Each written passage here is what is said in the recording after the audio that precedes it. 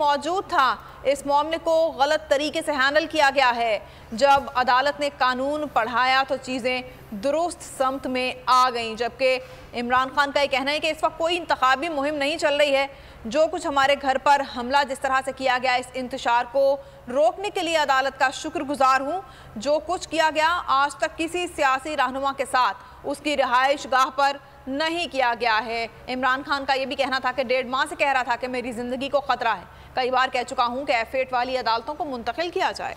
और ये कमरा अदालत की सूरत हाल से हम आपको आगाह कर रहे थे। अब अदालत के बाहर पाकिस्तान तहरीक इंसाफ के जो कारकुनान हैं, रहनुमा हैं, वो मौजूद हैं। वहाँ की सिचुएशन क्या है वो बात करते हैं।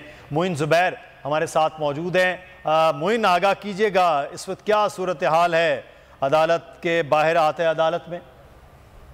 बिल्कुल, इस वक्त समाअत अदालत में जारी है। अलबत्ता जो तहरीक इंसाफ के वर्कर्स हैं उनकी एक बड़ी तादाद अदालत के अहाता अदालत के बाहर मौजूद है। इमरान खान जब अहाता अदालत में दाखिल हुए, उनके साथ ये वर्कर्स और तहरीक इंसाफ के जो रहनुमा हैं वो भी आए थे। और अभी भी इमरान खान का जो इंतजार है वो ये वर्कर्स और इन रहनुमा की जानिब से किया जा रहा है। उस्मान डार, इसी तरह पाकिस्तान